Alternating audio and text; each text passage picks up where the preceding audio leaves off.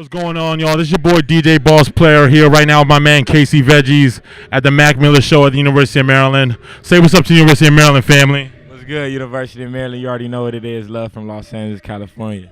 That's what's up. That's what's up. So how did you feel when you got the call that you would be opening up for Mac Miller on this nationwide tour, man?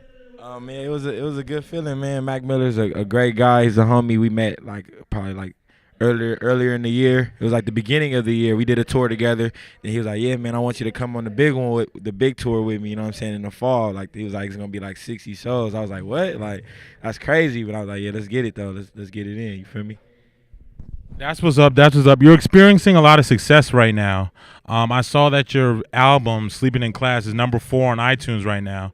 How does that feel to be feeling so successful right now? It's a great feeling, man. We work real hard to get, you know what I'm saying, where we at right now. So for us to be getting recognition, and more than recognition, just getting the respect that we feel we deserve, it's a great feeling, and it's a real humbling feeling, you know what I'm saying? And I'm going to just keep on pushing the limits, and trying to break the boundaries, you know what I'm saying?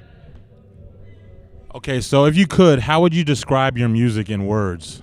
It's just like, it's very realistic. It's very true to the heart, you know what I'm saying? Every bar is true to life, you know what I'm saying? You can hear that. I feel like every line I rap, you can hear it in a conversation, you know what I'm saying?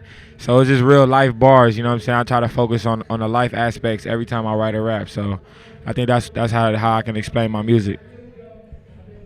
Okay, so what was your inspiration for the Sleeping in Class album?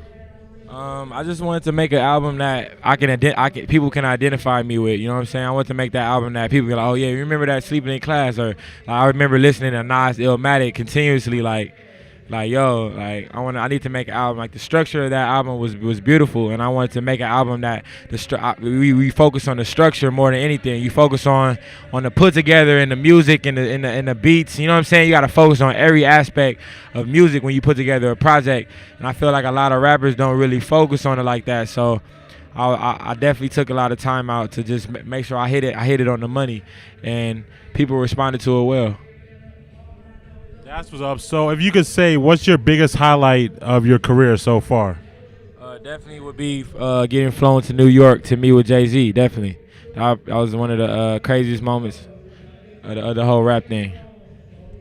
I think if I read correctly, your dad used to bodyguard for Jay-Z. Do they have a good relationship? What's up with that? They don't really have a relationship anymore. He used to work for him, bodyguard for him back when I was like 6 years old. And yeah, he remembers him. I remember he was brought up to my dad and Jay-Z. They brought my dad up to Jay-Z, and he said he remembered. So it's crazy. Yeah, it's random. It's really crazy how stuff works out. Okay. So who are some of your favorite old school rappers? Nas, Far Side, definitely Tribe Called Quest, Q-Tip. You know what I'm saying? Definitely Q-Tip. Yeah, man. Yeah. Yeah, Tribe Called Quest is literally my favorite. Midnight Marauders is literally my favorite album of all time. It's the first album I ever bought. So who are some of your favorite new school rappers? Man, Kanye held it down for the whole, the last 10 years. You know what I'm saying? Kanye definitely held it down for the last 9 years. So that's one of my favorite artists. He inspired me to get going probably 5-6 years ago to really get on my stuff and start grinding. So, yeah, I'll definitely say Kanye. I love what Drake is doing, too. Like, I love what he's doing as an artist and just as a humble being, you know what I'm saying? So those are two artists I like. I like what they're doing a lot. All right, so tell people exactly where you're from in California and what it was like growing up in California. I'm from Inglewood, California. It's like 10 minutes away from Los Angeles. It's like all the same sector. But, yeah, life isn't easy. In LA, it's not hard in LA, you know what I'm saying? It's just like right there in the middle. Kind of, you just got to find your lane. It's kind of hard to find that lane because there's so many things to distract you in Los Angeles. But you sometimes just got to find your where you fit at, you know what I'm saying? You can't get distracted by the negative. You can't get distracted by the stuff that you don't want to be involved with. And that's one of the hardest things about growing up in Los Angeles. But it's definitely a great place to live, and you learn a lot, and it's a lot of culture out there. So is it like people stereotypically depicted in movies like Menace to Society and Boys in the Hood? Was there a lot of gang culture and things like that there? Definitely in certain times in history, yeah, the gang violence was very high in Los Angeles. Right now, it's still going on. I'm not saying it's like the highest or it's very, very hectic out there, but definitely things go down. You know what I'm saying? Like, it's not the best place not the safest place, but in life, nowhere is really like safe. You know what I'm saying? Super safe. So it's just how things work out sometimes. So how did you find the strength to stay away from that type of life? Man, I just found like things that just inspired me, and I had dreams. I had different goals, and I didn't get sucked in. I didn't get influenced by my friends. I didn't let my friends easily influence me or let like negative things I saw in my high school career like take me in the wrong direction. It's all about being strong mentally. You know what I'm saying? All right, let's switch gears for a second. Let's talk about hip hop. How do you feel about the state of hip hop right now? A lot of people say there's a lack of balance. There's too much ignorant music being represented in the mainstream, like Waka Flocka, Gucci Mane, Soulja Boy. How do you feel about the state of hip hop right now? I mean, definitely like artists like Waka Flocka, they play their role. You know what I'm saying? Like in society, they definitely could possibly pass through negative messages, but I mean, at the end of the day, they can be passing through positive messages for other people that from the streets. You know what I'm saying? They're actually doing something, so it kind of runs both ways.